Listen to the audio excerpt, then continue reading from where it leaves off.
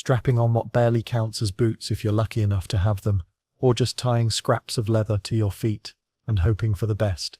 Tonight's story drags us through endless mud, questionable companions, and a cloud of smells you definitely wouldn't want bottled. Even the simplest journey back then felt less like travel and more like a survival test.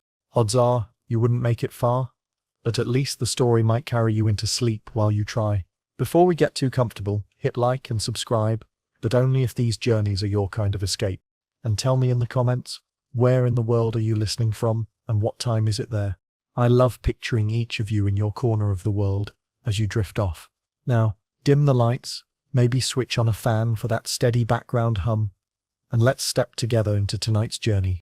The early light creeps across the village, a dull grey haze spread across the thatched rooftops.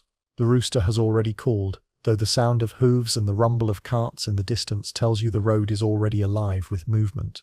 You, however, are about to join them, and you quickly discover there's nothing romantic about leaving home in this era. No warm farewell, no neat meal packed away.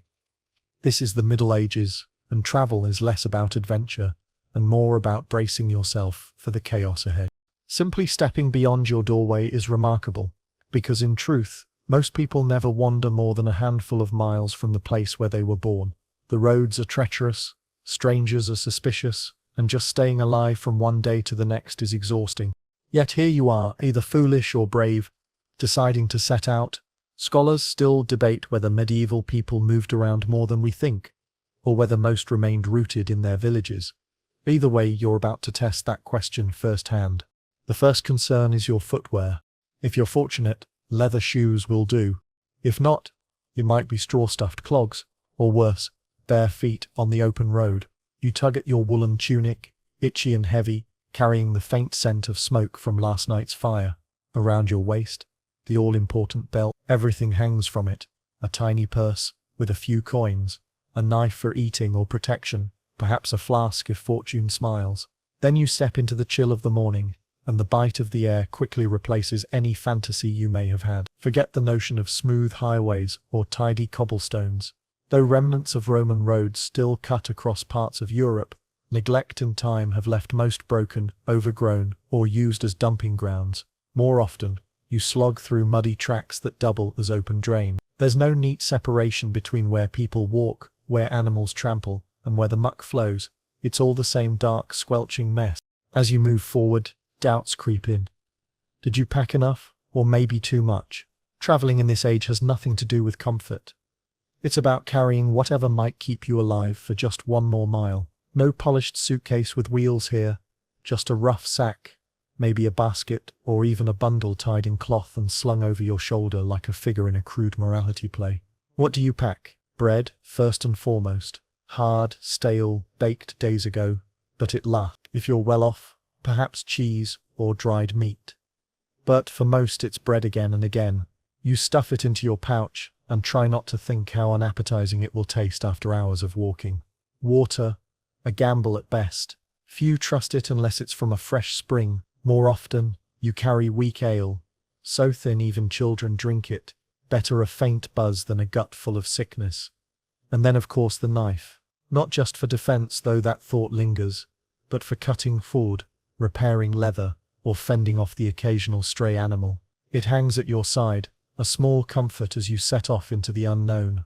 Though deep down you already know it won't matter much if a real bandit decides to cross your path. Many travelers carried odd little protections, relics, medallions of saints, a rabbit's foot, or a pouch of herbs. Superstitions stuffed into every pocket. When you're far from help, you cling to anything that claims to guard you. You pat the pouch at your side as though it could ward off trouble. It won't, but you carry it anyway. Your outfit isn't winning admiration either. A woolen tunic, scratchy underclothes, perhaps a cloak if luck allows. Wealthy folk wear sturdy boots. The rest make do with rags shoved into cracked shoes. Either way, your feet ache already. The cloak is thick, damp, and carries the scent of sheep. You curse it when the sun rises, but bless it once the rain begins.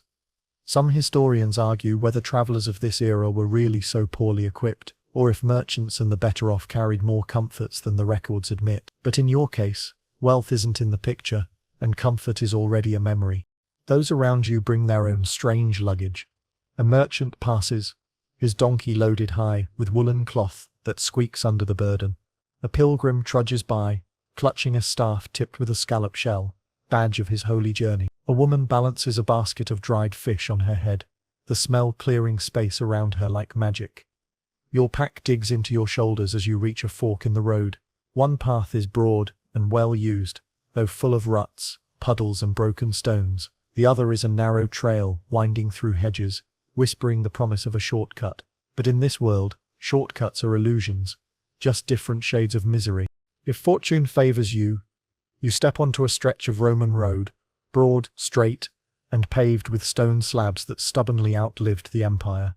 Their engineering was so resilient that parts survive even now. Some wonder whether medieval people admired them or cursed them for being broken relics. To you, they're both. The uneven stones twist ankles, yet at least they spare you from the mud. Most of the time, though, you find yourself trudging dirt tracks. They aren't just roads, they're living spaces. Pigs root about, chickens scatter underfoot, children dart past in rags, and someone has dumped a chamber pot exactly where you step. After a while, your boots squelch so much you stop trying to avoid the worst of it.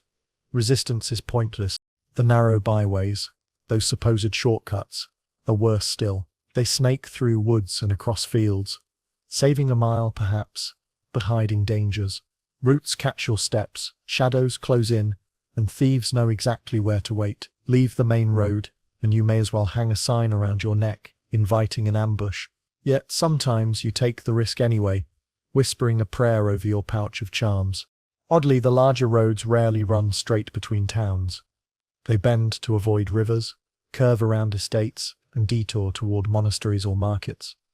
Travel here isn't about speed, it's about safety, dryness, and whether you can reach your goal before exhaustion wins. At a crossroads, you find a weather-beaten sign. Its letters are crude, half-erased, pointing more in spirit than in accuracy. You squint at it, tilt your head, and pretend it helps. But truthfully, you follow the crowd of other travelers, instead of trusting a plank hammered into the earth decades ago.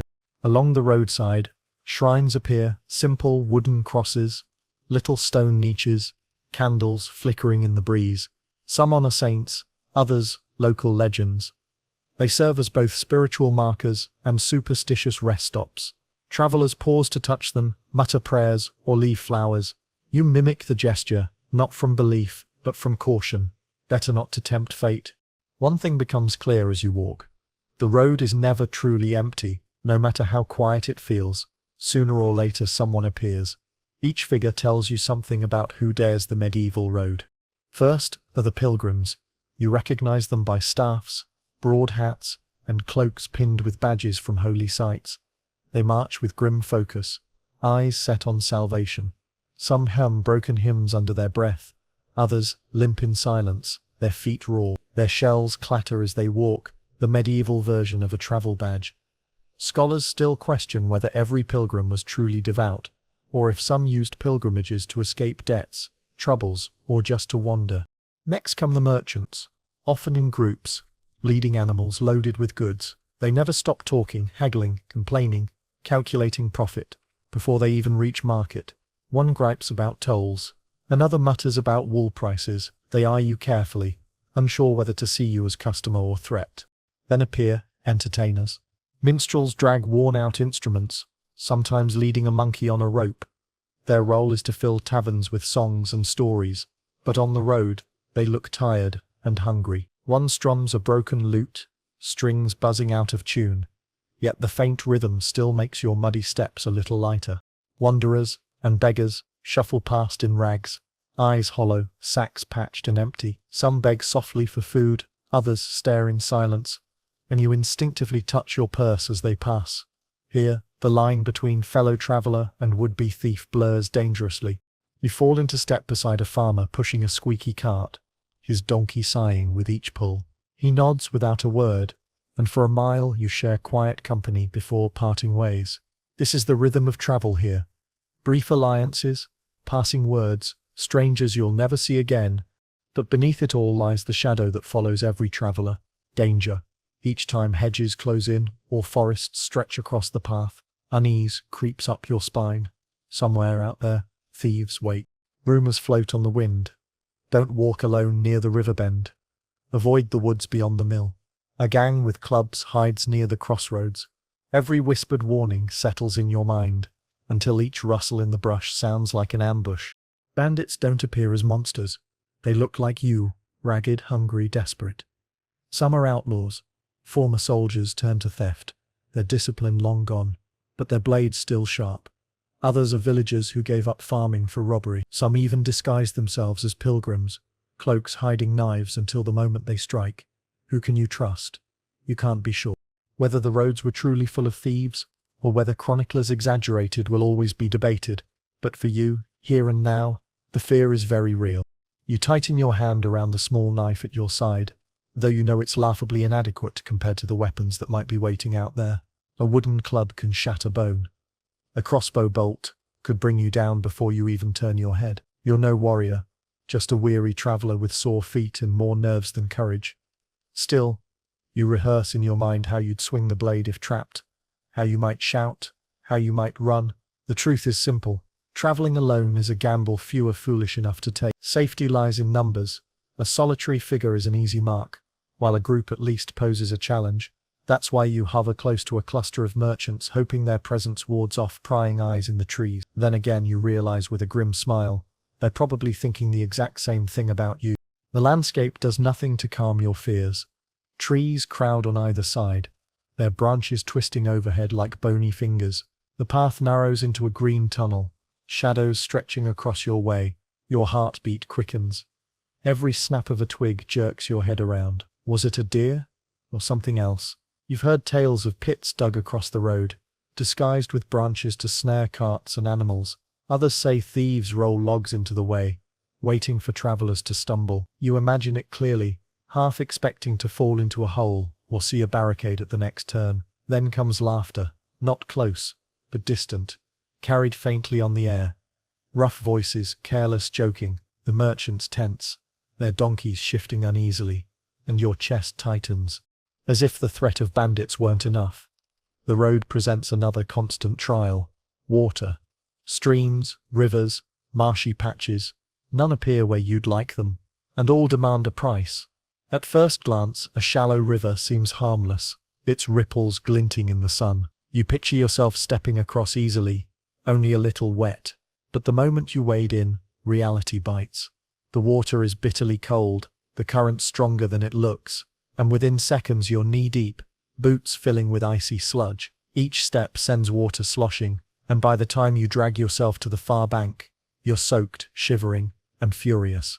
Congratulations, your day is ruined, and it's only the afternoon.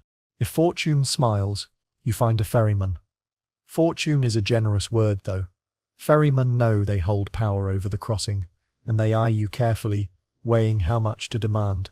A single coin, sometimes two, depending on how desperate you look. You clamber into the creaking wooden boat, silently begging it not to spring a leak halfway across. The ferryman rows slowly, humming to himself, while you clutch your pack and keep your eyes away from the black water. Oddly, these men often know every scrap of gossip along the road. They hear it from all who pass, and some even act like storytellers, muttering tales of saints, witches, or the souls of the drowned. You're not sure whether to be charmed or unsettled. Bridges do exist, but they're not the grand stone arches you might imagine.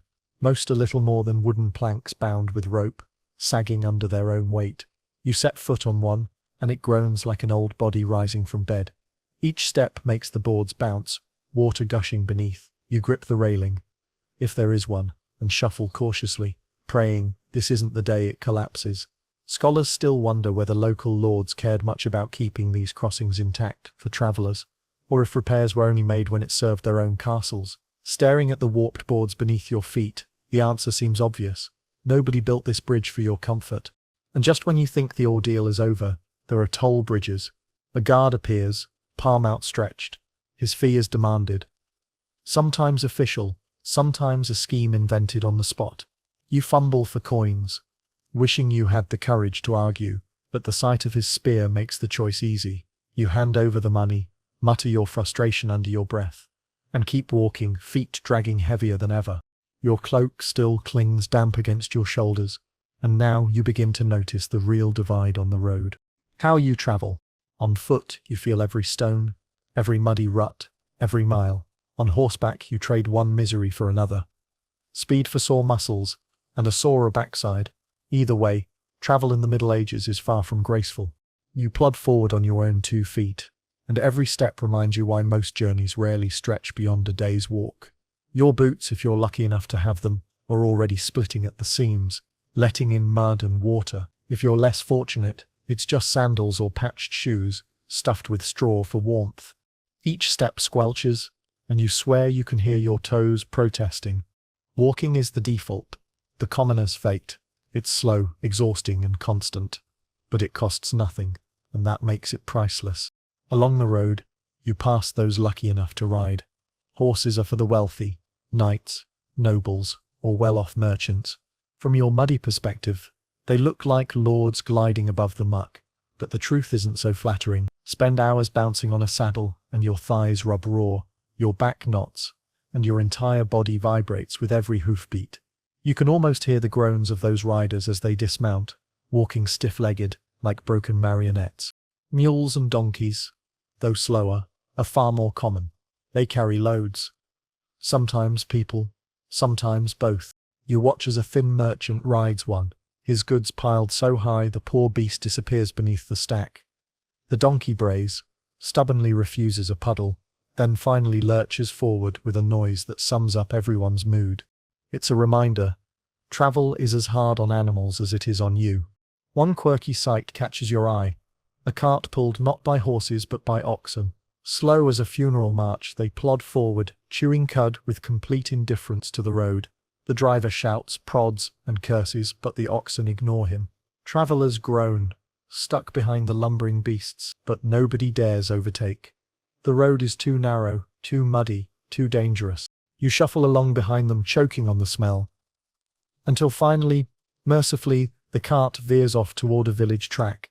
Scholars still argue whether medieval people truly preferred walking over riding, given the discomfort of saddles and the expense of feeding animals. But looking at your blistered feet, you'd trade discomfort for speed in a heartbeat. Of course, there are wagons. If you can pay. You spot one bouncing along the ruts, passengers clutching the sides as though it's a ship in a storm. The wooden wheels hit every rock, every hole, shaking bones and rattling teeth. Children cry. Mothers scold. A chicken flaps madly from a basket at the back. You smile, just a little. And then you move on. It is not just the motion that wears you down. It's the smell. A constant soup of sweat, manure, wet earth, spoiled food, and something else, something old, like the breath of centuries caught in the dirt. It clings to everything, to your clothes, to your hair, to your thoughts. Sometimes, a breeze stirs the air, brings the scent of pine or lavender, or bread baking in a distant village oven, and for a moment you forget the weight on your shoulders. Then the wind dies, the smell returns, and you walk on. You are not alone, not entirely. Other walkers travel this same ribbon of mud and stone, pilgrims with scallop shells tied to their cloaks, wandering musicians with battered lutes, tinkers with pots and pans rattling on their backs. A friar, humming to himself, murmurs prayers with every step. A widow, silent and thin, walks with a child sleeping across her shoulders. No one speaks much. The road has a language of its own, a quiet agreement that words are wasted on dust and blisters, but glances are shared. Not the occasional murmured blessing when passing someone who looks worse than you, and always, feet keep moving. By midday, your legs ache with a quiet fury. You find a tree, an ancient oak, its roots tangled like sleeping serpents, and drop beneath it. You eat from your pouch, bread gone hard as stone, a lump of cheese with the whisper of mold, and a single apple, bruised but sweet. You savor every bite. Above, birds chatter. Below, your toes throb. You loosen your bootlaces and stare at your feet. Raw, red, alive. A bee buzzes near your ear. You do not swat it, just watch it dance in lazy circles before it vanishes again into the road's dusty haze. You wonder how far you've come, and how far you have left to go. You don't check. In the Middle Ages, distance is not measured in miles, but in hours walked, days endured, blisters earned. You shoulder your pack, stand, and walk on. A mile on you pass the gallows, empty, today, but the wood is darkened with rain, and something about its silence feels louder than a crowd. You keep your eyes down, most do. Once, long ago, a man was strung from that crossbeam for stealing a loaf of bread, or so the story goes. No one remembers his name, just the rope, and the silence. The road veers slightly east, you follow it without thought, without question, as though your feet know that some places are better left behind. Later, the road cuts through a meadow of wild flowers, white blossoms sway like little ghosts in the breeze. Bees stagger drunkenly from bloom to bloom. You pause, just for a breath, and press your hand to one of the petals. So cool, clean. You press it between the pages of a book you cannot read. Not yet, but one day, the flower will remind you that even in mud, even in weariness, beauty still grows. The road begins to narrow, hedges crowd the edges now, and trees lean in like old men sharing secrets. You feel the shift from open sky to filtered light, from wide horizon to the hush of green. This is the edge of the forest, a place the villagers speak of with caution, though they pass through it often, a place that breathes differently. You take in the scent, wood smoke, damp bark, and something ancient, not unpleasant, just old. The leaves above whisper, branches sway with no wind, and you step forward, one foot into the trees, and then the next, until the world behind fades like a dream, and you are swallowed by the green. It's darker here. Not night, but the light is filtered, softened. Moss glows faintly on the stones.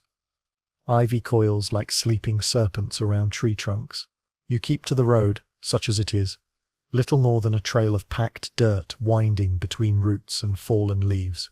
Every sound is muffled, your footfalls, the wind, the world. You pass a fallen log where mushrooms grow, in careful spirals. A raven cocks its head at you from a low branch, watches, then flies. Somewhere deeper in the woods, you hear the howl of a dog. Or maybe a wolf. The forest does not explain itself, and so you walk on. A sound ahead, wheels creaking, then the slow, grumbling voice of a man arguing with something that does not talk back. You round a bend and find the source.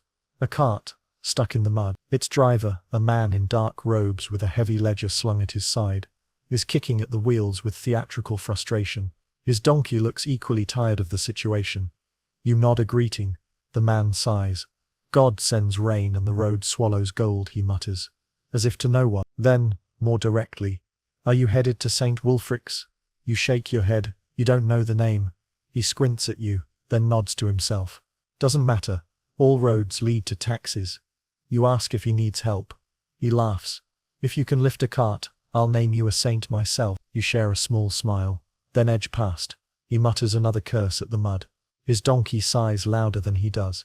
You leave them to their struggle. But for a moment you wonder, does anyone in this world carry less than a burden? The forest breaks, and in the sudden light you see a tiny chapel, built of stone and time. Moss grows between the cracks. A rusted bell hangs above the door. No sound comes from within, but the air feels calm, settled. You approach. The door is open, just enough to suggest welcome. Inside it's cool. A single candle flickers near the altar, though there's no priest, no voices, just a sense of waiting. You sit, not to pray, not exactly, just to rest. And as you sit, your eyes adjust. You see carvings in the stone, saints with blank eyes and weathered hands. A tapestry, torn but still proud of a lamb and a lion. And at the far end, behind the altar, a window shaped like a leaf lets green light spill across the floor. You sit for a while, maybe 10 minutes, maybe an hour.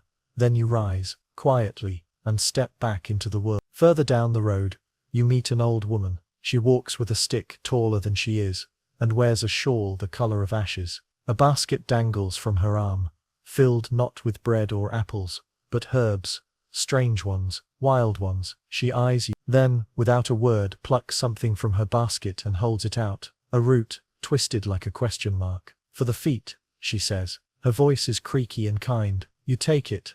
Boil it in wine if you've got any. Rub it on the skin, takes out the sting. You nod, thank. She waves a hand, already turning away. The forest seems to part for her as she goes, then closes again as if she were never there. You keep the root in your pouch, just in case. As evening nears you pass what was once a shrine. It leans now, the stone cracked, the paint faded. Only the eyes of the carved saint remain untouched, staring out across the field beyond. Someone has left a coin at its base. Another, a sprig of rosemary. You add nothing, you have nothing to give, but you stop, you look, and for a moment you feel seen. not by the road, not by the tree, but by the stone face silent and still, that has watched 100 travelers walk by, and 100 more fall beneath the weight of their journey. You bow your head, not in worship, but in recognition. Then you walk on.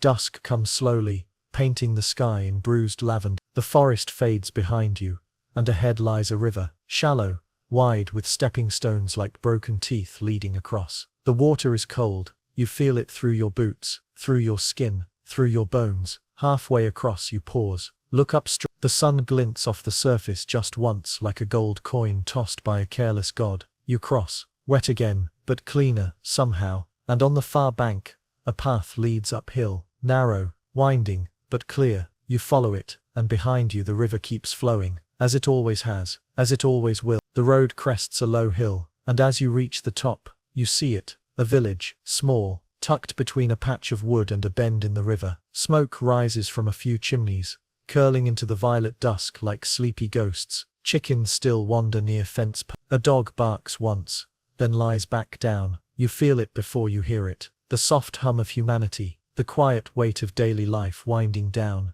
You descend the hill, your legs protesting with each step, until the dirt path widens again into packed earth, then cobbles, loose ones, slippery from rain. A wooden sign swings gently above the path, painted with a faded crown and a bent sword. Below it, the broken helm inn. You smile, or maybe your face just relaxes, because you've made it. The inn is larger than you expected, timber framed, with a thatched roof slick from rain. A lantern burns by the door, its flame flickering behind bubbled glass. Muffled voices drift from within, low and warm. You step inside, and the smell hits first. Smoke, damp wool, spilled ale, onions, wet dog and roasting meat. It shouldn't smell good, but it does. The innkeeper, a man with arms like ham hocks and a chin that disappears into his chest, barely looks up. He points to an empty bench by the hearth. You nod, that's enough. You sit, the bench creaks under you, but the fire makes up for it. A broad, crackling blaze of oak logs and pine cones. The heat soaks into your boots, your knees, your chest. You feel it loosen you,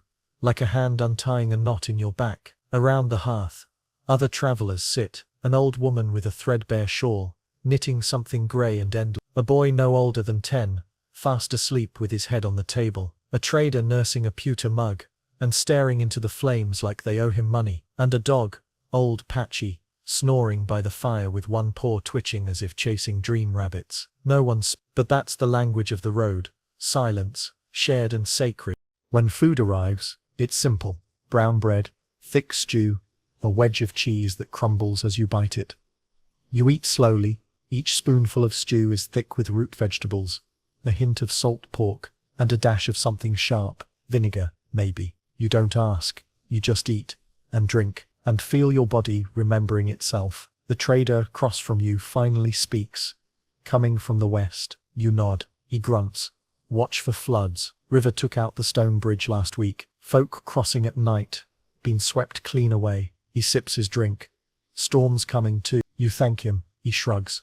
Just watch the skies, then falls silent again. You break off another piece of bread. It tastes like ash and wheat and work, and somehow, it's perfect. As the night deepens, more run. A pilgrim, wet to the knees, with mud on his cloak, and a rosary, worn smooth by constant touch. A minstrel, carrying a lute with 2 missing strings. A woman in riding leathers, quiet but watchful. They cluster near the fire, faces ruddy from heat and wine. And then, almost without prompt, the stories begin. The minstrel, despite broken strings, hums a tune older than memory, a song of rivers that run backward, and kings turn to stone. The pilgrim tells a tale of Saint Theodoric, who crossed the moors on his knees, and slept for 7 years under a tree. No one questions it, because in places like this, facts matter less than rhythm, and everyone knows, stories told near a fire on the road carry magic, even if it's only the magic of staying awake just a little longer. Eventually, you climb the narrow staircase, guided by a candle and the groan of tired wood beneath your feet. Your room is small, 1 bed, a straw-stuffed mattress, a single, tiny window, with fogged glass that overlooks nothing but dark trees. But the blanket is thick, and for the first time in days, you are dry. You sit on the edge of the bed, and pull off your boots. Each one complains. You peel off your socks. They are stiff. Filth. You place them by the hearthstone, where a dying ember still glows. The candle flickers low. You lie back, and for a moment, you simply listen to the wind, to the dog below, still snoring, to the house, breathing around you. Sleep doesn't come fast, but it does come. And when it does, it brings dreams that feel like memory. You walk again, but this time, the road is made of gold. Each footstep rings like a bell. Trees bow as you pass. Stars drift low enough to touch. A cart rolls by, pulled not by oxen, but by stags with antlers wrapped in ivy. A woman with eyes like candles offers you a cup of something warm. You drink and the cup is the sky, and you fall into it, and fall, and fall, and sleep holds you, gently, like the road never could. At first it's not the light that wakes you, it's the sound, not loud, just the soft scrape of hooves on packed earth, the occasional distant cluck of chickens, a cartwheel groaning under weight. Then, the light comes, pale grey, seeping around the corners of the fogged window, hesitant but steady. Morning. You lie still for a moment, wrapped in warmth, half dreaming still. The bed beneath you is uneven, the straw mattress lumpy, your body stiff, like leather left out in the cold. But the air in the room is quiet, peaceful. You rise slowly, your muscles complain, but not too loudly. And when you open the shutters, you see it, mist rolling low across the fields, the village still asleep, and the first hint of golden sunlight pushing through the grey like a candle behind silk. Downstairs, the inn is hushed, the hearth is cold now, only ashes and the faint smell of smoke. A few early risers sip broth or chew quietly on leftover crusts. The innkeeper nods to you as you pass. You leave a coin on the table, one of only a few. He doesn't check its value, just gives you a nod that feels like a blessing. Then you step outside into the morning mist, and the door creaks shut behind you like the end of a chapter. The road is softer now, damp, but easier on the feet. You pass through farmland. Long rows of stubbled earth stretch out to the edge of fog. Fences lean tiredly into the mist. Crows perch on fence posts, watching without interest. In the distance, you see a man pushing a plough, not with a horse, but with his own back. A wooden harness wrapped around his chest. As he drags the crude blade forward, his breath clouds the air, and his steps are slow but steady. A child walks beside him, scattering seed with practiced flicks of the wrist. You nod as you pass. He does not look up. He is the rhythm of the land itself. Plod, pull, scatter, repeat. Beyond them, sheep graze on a slope that rolls like a blanket toward the horizon. Their bells jingle softly, out of sync, like a broken lullaby. The fog begins to lift. The sun stretches a little farther. A fine rain begins. So light it could be mistaken for dew. It lands on your cloak in delicate taps, on leaves, on your face, in your lashes. Not cold, not unpleasant, just soft. The world smells new again. Fresh mud, wet wood, grass bruised underfoot. Ahead, a stone bridge arches over a small stream. The water below is dark and slow, swirling around moss-covered rocks. You pause, leaning on the edge of the bridge, letting the rain patter on your hood. A fish leaps. You smile, then you keep walking. Not far ahead, stone rises from the green. At first it looks like ruins, but as you draw closer you see it's not ruins, it's order. A manor house, walls thick with ivy, a small wooden gatehouse. Beyond it, smoke rises from neat chimneys, and voices ring out in the quiet. Peasants bend in the fields surrounding it, harvesting onions, carrying baskets of turnips, turning soil with bent-backed precision. A woman hauls water from a well. A boy chases a goose with little success.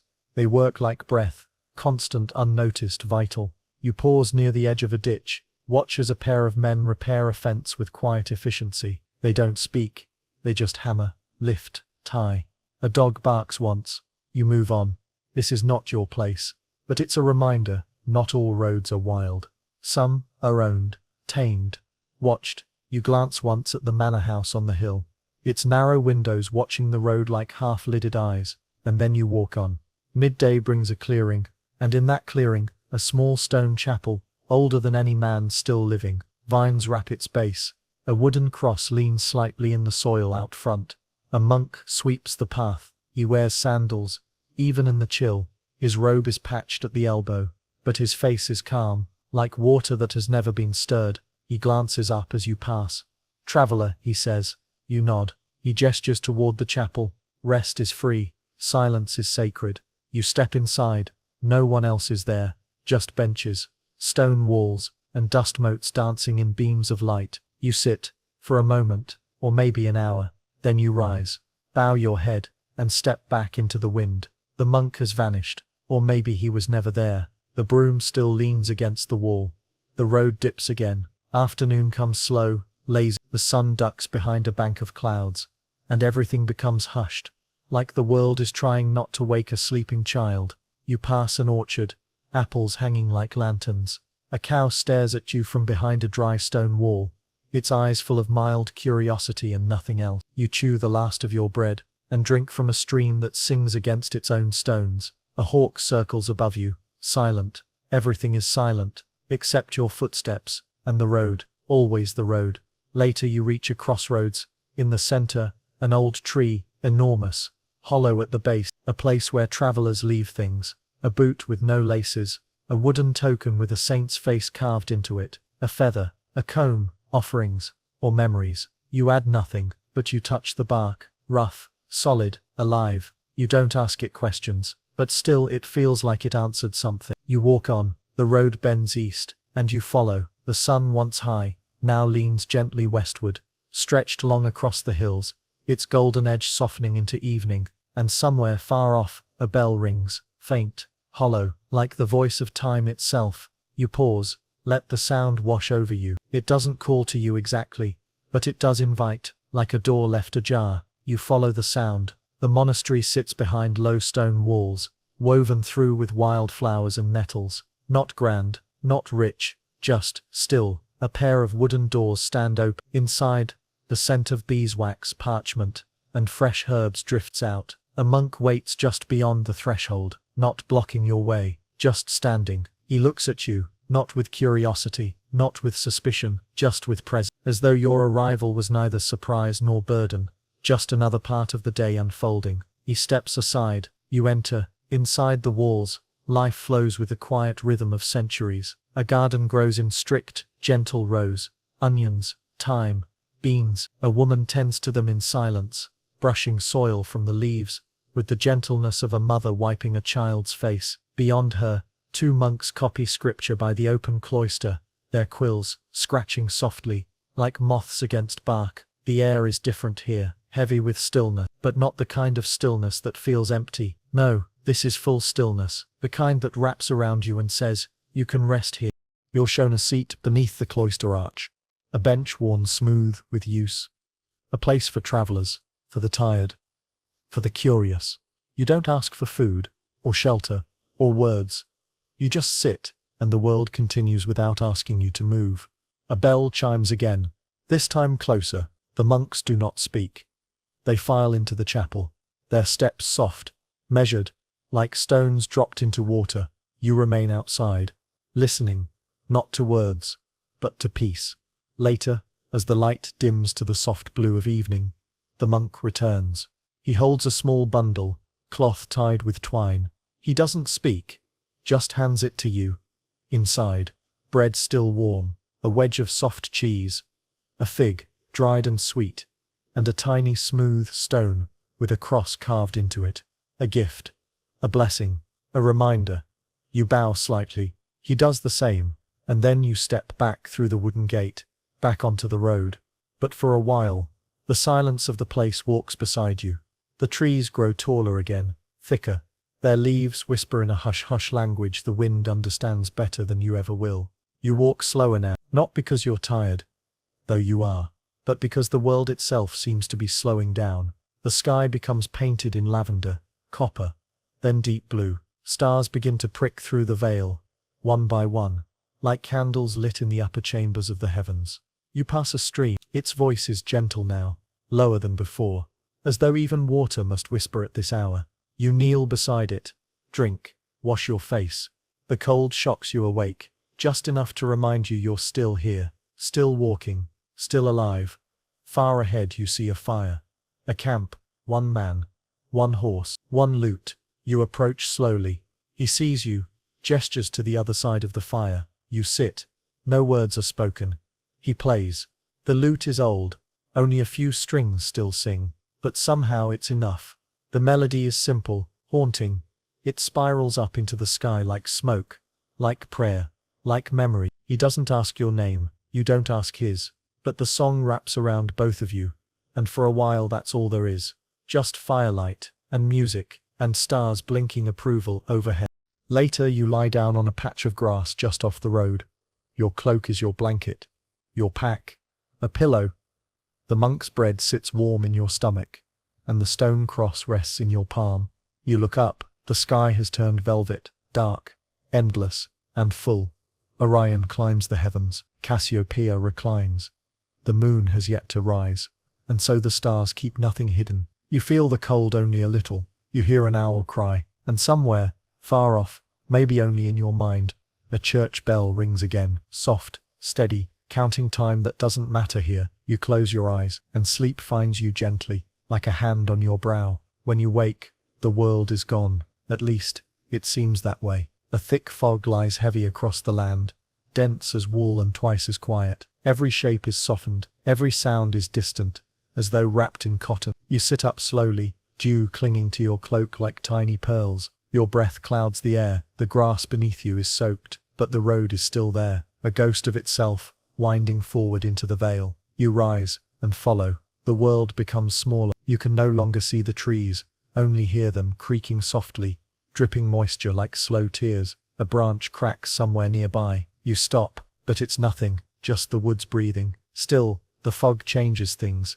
Distance loses meaning, time stretches. A single minute feels like an hour, and yet the miles pass beneath your feet without effort. It's dreamlike, or perhaps you're the dream, drifting through a world that's only half awake. You pass a rabbit, frozen in the path ahead. It watches you with black pearl eyes, unafraid. Then, like smoke, it vanishes into the mist. You walk on. A shape forms in the fog. Low walls, sagging thatch, empty doorways gaping like open mouths. A village, abandoned. You slow your steps, feet crunching softly on fallen branches and moss-covered stones. Ivy has claimed the fences. Trees grow where houses once stood. A well sits at the center, dry now, filled with leaves and shadows. No birds sing here, not even the wind speaks. You enter one of the crumbling homes, roof half gone, but the hearth still whole. A pot lies on its side. A pair of wooden shoes, child-sized, sits neatly by the door. You do not speak, you do not stay, but before you leave you pluck a single wildflower growing through the floorboards. You press it between 2 pages of your book, a memory of silence. An hour later the fog begins to lift. You see movement far down the road,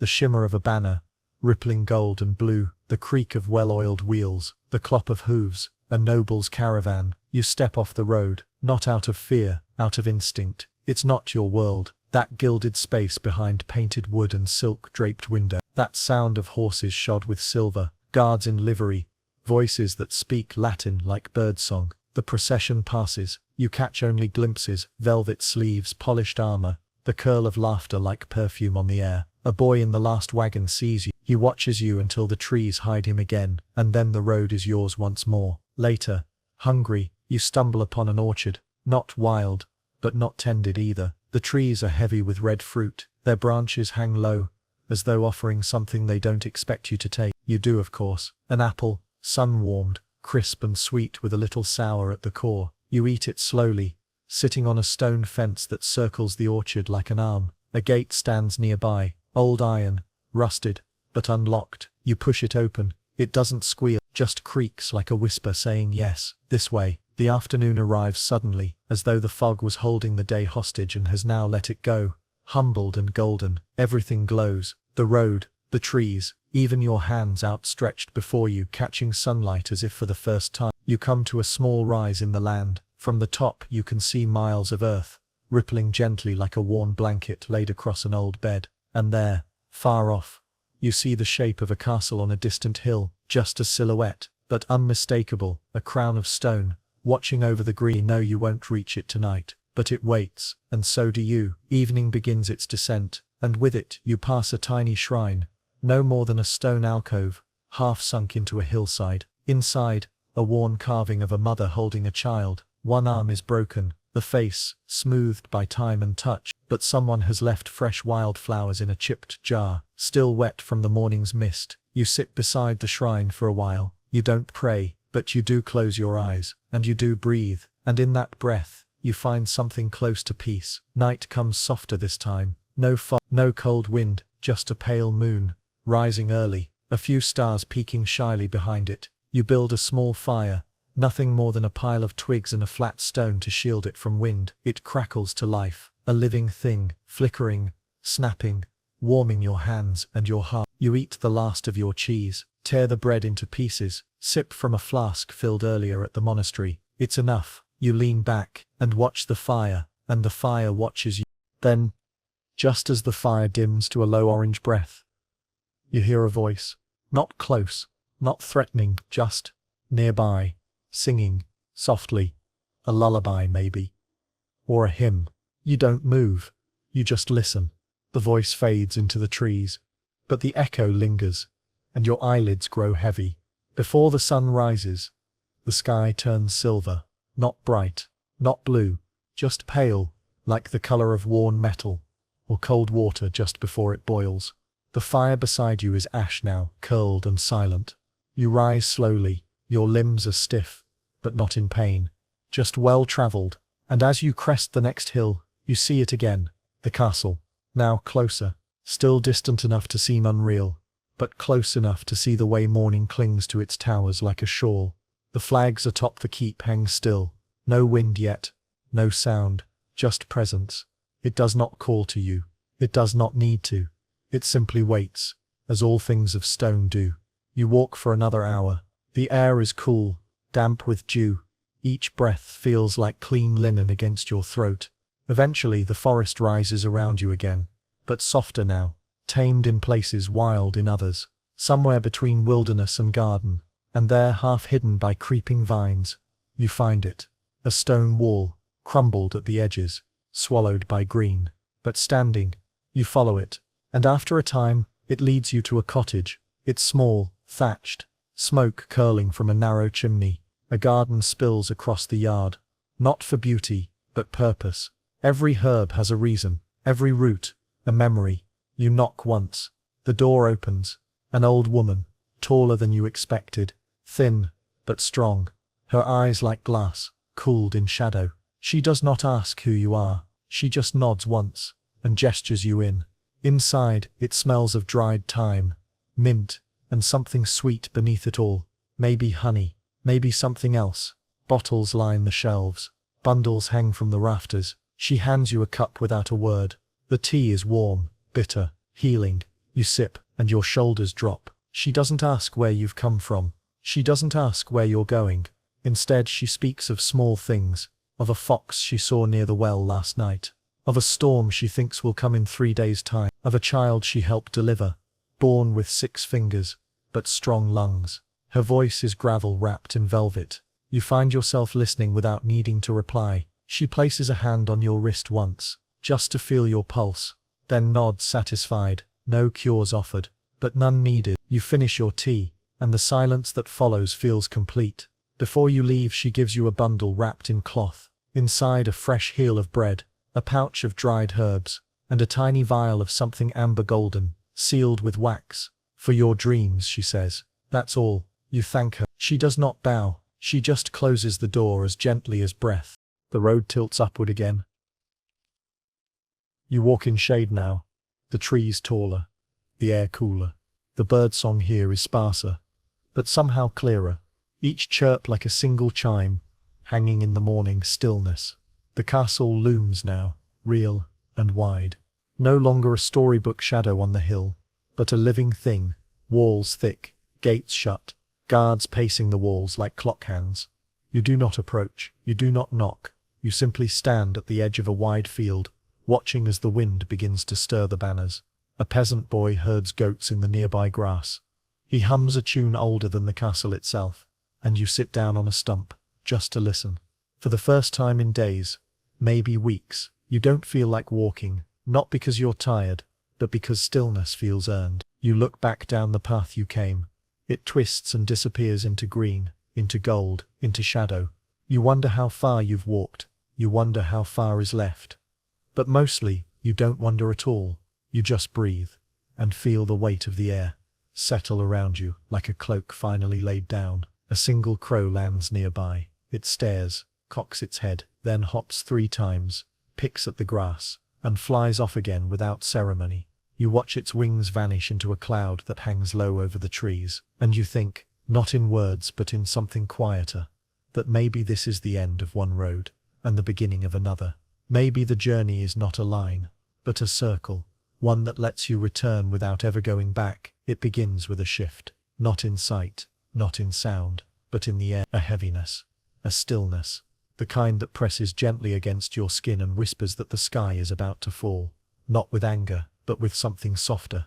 You pause, and then, the first drop. It comes slowly at first, sparse, scattered, then steady, certain, like fingers tapping a drum in perfect rhythm. The road darkens, earth turns slick, leaves dance with droplets, branches nod, as though in agreement. You raise your hood, but it doesn't matter. The rain isn't cruel. It's cool, steady, honest. It covers everything equally, noble stone and peasant cloth, horse and tree, pilgrim and path. And so, you walk on. Just as the rain grows heavy enough to soak your sleeves, you see it, a barn, half collapsed at one end, but the roof still holds. A large door leans open, no sound inside but the steady drumming of rain on wood. You step inside. Darkness swallows you at first, then softens into shadows. Hay, dust, old tools, a rusted plough sleeping in the corner, and the scent, earthy and dry like parchment and straw. You settle on a pile of hay. The rain grows louder outside, but here, beneath the roof, it becomes music, a lullaby written by the sky. Drip, drip, somewhere in the rafters, a leak keeps time. You match your breath to it. Inhale, exhale, drip, inhale, exhale, drip. The barn creaks once, as if sighing with you. You lie back, let the rain write its poem on the roof above. You don't intend to sleep, but you do, not all at once, but like sinking into warm water, inch by inch. You dream of green hills that breathe, of rivers that hum lullaby, of a road that stretches into the sky and folds itself into stars. You dream of walking without end, and never once growing tired. You dream of home, though you're not sure what it looks like anymore, and then you dream of nothing at all, just silence and warmth. When you open your eyes, the world is grey-blue. The rain still falls, but softer now, the kind of rain that washes, not weeps. You sit up, stretch, your back pops once, a small reminder that even stillness has a cost. You step outside, the road is puddles reflect the sky like broken mirrors, but the air is clean, the trees seem taller, and everything smells new. As you return to the path, you pass others, not many, a farmer leading a mule, both soaked but unbothered, a girl with a basket of mushrooms tucked under her cloak, smiling at the ground as though listening to a joke told by the earth, a man asleep beneath a tree, holding an instrument with one broken string. None of them speak, but you nod, and they nod, and the rain nods with you. Later the rain fades into mist, and in that mist, you find a chapel, not large, not grand, just stone, moss-covered, tucked in a clearing of wild flowers and thorny bramble. The door is gone. Inside a bird sings, not a song, just a few clear notes, like a bell ringing once before fading. You step in, the air inside is dry, the floor is cracked tile, the altar worn wood, but someone has lit a single candle in a dish of clay. It flickers. You sit on the floor back against the wall, and you watch the flame. It dances, but never wavers. You do not hear words, but you feel something. Thought that isn't yours, or maybe it is, just one you buried long ago. It says you've come far enough, not to stop forever, but just for now. So you close your eyes, and let your head rest back against the stone, and breathe. You are still now. The road, the hills, the forests, they remain behind you, folded into the pages of memory. The weight of the cloak is familiar against your chest. The grass beneath you is cool, but not cold. The sky overhead holds you like a ceiling made of stars. Your breathing slows. You notice each rise and fall of the chest, each gentle breath drawn in, then released, like a tide coming and going. You are no longer carrying anything, not food, not thoughts, not time, only breath, only rest. The night gathers around you like a second cloak. It carries no teeth, no chill, no fear, just hush, just hush, just hush. There is no road now, no distance, no direction, no destination, only stillness, only now. The trees sleep, their branches hanging like arms gone soft with dreaming. The birds sleep, heads tucked, feathers still. The stones sleep, so slow, so deep.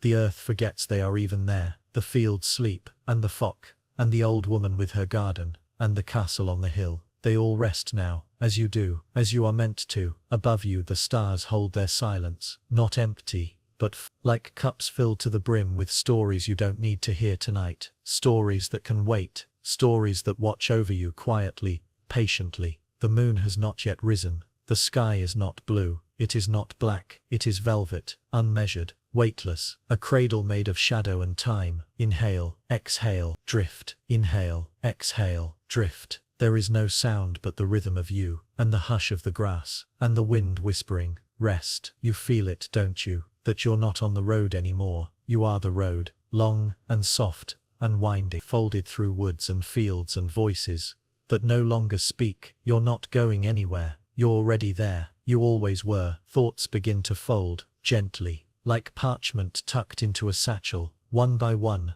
they are placed away. You do not force them to leave. You simply let them go. Each one a bird, released, rising, gone. Now you feel it, weightless, no bones, no boots, no name, just presence, floating between one breath and the next. Like mist, like light. You are not alone. But nothing is near you. You are not awake, but nothing disturbs you. You are not thinking, but nothing is missing. You are only here, and here is enough. Somewhere far away, perhaps inside you, a voice hums softly. No words, just sound. You do not know how long you've been lying here, but the stars have shifted. A breeze has stirred the edge of your cloak, and the world feels just a touch more awake. You sit up, slowly, not because anything urges you to rise, but because the body remembers movement. You rub your eyes, stretch your arms, feel the pull in your back, the rustle of linen and wool. You roll your shoulders once, twice, then step. The air is cool, but gentle. It brushes past your cheeks, like the fingers of someone kind. You take a step, then another, and now you are walking again, but not out of need, not out of purpose, only out of rhythm. The ground is soft beneath your boots, the grass wet with dew. Somewhere nearby, an owl gives a single note, and then the silence folds back in. There are no signs now, no markers, no tracks but your own. You pass between trees without remembering how you entered the woods. Their branches stretch above you like cathedral arches. The leaves catch moonlight, in little pieces, a mosaic of silver and shadow. Each footstep lands quieter than the last. Your breath matches the wind. You are not walking the forest is walking you. You pass an old tree stump, hollow in the center, inside, dried moss, a feather, a few bones, small and clean. You pause, not with fear, but with reverence. This was someone's home, perhaps still is. You bow your head, just slightly, then continue. A stream appears, as if drawn up from the ground by silence itself. Its water is dark, but clear. You kneel, cup it in your hands, drink slowly. The taste is pure, cold, sharp like memory. It wakes the back of your tongue and something in your mind with it. You cross on stones worn flat by time, each step a breath, each breath a step. On the other side the forest begins to thin, the trees grow short, the roots less tangled. You find a narrow path. You do not remember choosing it, but your feet walk it just the same. Ahead, a clearing, and at the center a circle of standing stones, tall, weathered, covered in lichen and quiet. No sound touches them. No moss dares grow at their base. You step between them. Inside the circle the air is different, still, heavier, somehow, as though the sky presses down more gently here. You sit. The stones don't speak, but you listen anyway, and in that silence, something ancient moves, not toward you, but within you. It's not a voice, not a vision, just knowing. You rest your hand on the earth. It is warm beneath the cold air, alive. You close your eyes, and for a moment, the world turns without sound. When you open them again, the sky is lighter, a soft gray bleeding into blue. Dawn again. You rise, you leave the circle, but the circle doesn't leave you. The path continues, and so do your feet. You walk for a time that has no measure. The ground begins to slope downward. You smell lavender, then ash, then nothing. The road becomes hard again, cobbled, old, cracked, but deliberate, and far ahead, you hear voices. They come slowly, like echoes wrapped in smoke, laughter, a sigh, the rhythm of metal on wood. Then shapes, tents, figures moving between them, a market, a traveling camp. It sprawls at the edge of a broken road, gathered like spilled seeds, colorful cloth strung from tree to tree, lanterns still glowing from the night before, smoke curling from cook fires, the scent of onions, herbs, meat long since boiled. You step into it as you would step into a dream. Children run past you, chasing each other between carts. A man snores in a wheelbarrow. A woman stirs something thick in a pot, humming under her breath. No one looks at you strangely. They've seen hundreds of travelers. You are neither rare nor familiar. You are simply one more shadow, passing through the light. A child offers you a roasted nut, wrapped in paper. You take it. You walk without direction, and yet each step feels true. The air is warmer now, touched by the sun's steady breath, and the light falls in soft layers through a sky dappled with drifting clouds. A dragonfly hovers near your cheek, the flick of its wings like a thread stitching silence to motion. A fence appears beside the road, crooked, ancient, its posts softened by age and moss. And beyond it, a pasture stretches wide and gold, scattered with cows moving like thoughts too slow to name. Their bells chime gently, not in rhythm, but in agreement. You walk past a grove of pear trees, their fruit not yet ripe, their branches bowed like shoulders carrying patient burdens. A boy sleeps beneath one, a wooden flute, loose in his hand, his breath rising and falling in tune with the grass around him. You do not wake him. He is dreaming something better than any question you could ask. The road dips again, into a valley filled with bees. Hundreds, maybe thousands, but they do not startle. They drift lazily from flower to flower, as if the whole world were a cup of honey waiting to be sipped. You feel the hum in your chest, like a second heartbeat, one that belongs to the land. You breathe in, and the scent is everywhere. Clover, pollen, dust, sun. Your footsteps slow, not from fatigue but from reverence. You could stay here, you almost do, but the wind brushes your shoulder, not a push, not a pull, just a touch. And you move on. A hill rises, soft and grassy, and when you reach its top, you find a stone bench half sunk into the earth. You sit, and from here you see far too far to name it all. A forest miles ahead, smoke from a chimney in the east. A single white horse standing still in a field of yellow. The road behind you unwinds like ribbon, lost in curves and distance. You chew a bit of dried apple. It's tart, sweet, real. Something tugs at your wrist, not physical, not painful, just memory, maybe a whisper.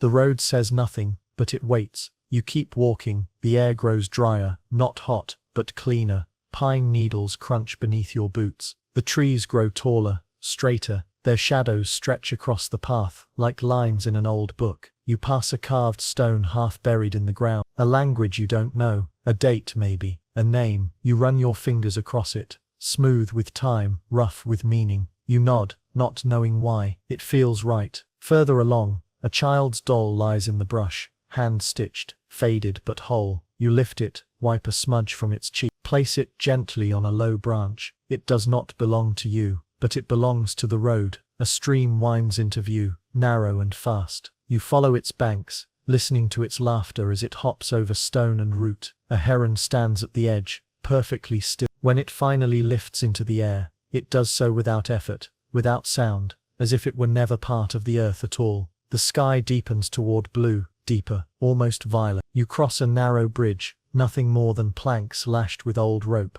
and on the other side, a path of red clay winds through shrubs that smell of citrus and iron. You pass a man mending a net. He nods once. You nod back. Nothing more is needed. Behind him a cottage leans against a hill, its roof half covered in vines. A woman sits on the stoop, shelling peas into a bowl. A cat dozes across her lap. You smell wood smoke and rosemary, and for a moment, you almost stop. But the moment passes, and so do you. The trees thin, the wind rises. You are on higher ground now. You can see further again, but you look less. The road narrows, the stones become uneven, and your body learns to trust your feet. They remember things you do not. You think of a voice once heard, low, kind, not quite memory, not quite dream, saying, "Let the bones lead, they know the way." And so they do. A fox crosses the path ahead. It does not rush. It pauses, glances at you, then vanishes into thicket. You smell rain before you feel it. Then, a single drop, then another,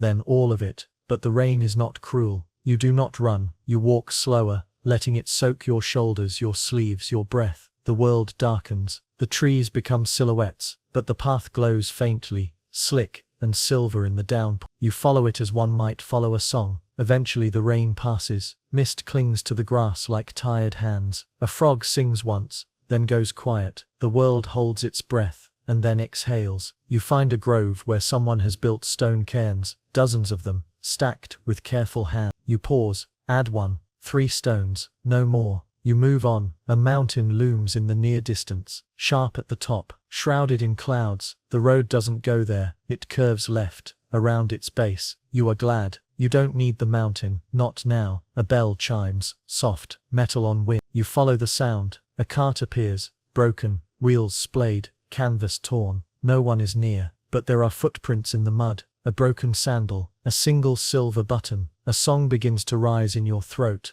wordless, low, old. You hum it without knowing why. The road listens. Night approaches slowly, like a cat on soft paws. You light no fire. You need none. The stars are bright enough to see by. You lie beneath a tree with wide arms and roots like furniture. You do not dream of anything special, only walking, only light, only the quiet that feels earth. Morning comes golden and sure. The dew soaks your boots. Birds return. A squirrel scolds you from a branch, then flees. You eat the last of your bread. It is stale, still perfect. The road continues. It always does. Ahead a caravan. Music, spices in the air. You do not join them, but they wave. You wave back. A girl tosses you a date, wrapped in a fig leaf. You eat it hours later. It tastes of laughter. You walk until your shadow stretches behind you like a map. You walk until it disappears. You walk until even silence becomes familiar again. Not empty, not lacking, but whole. And still, there is more road.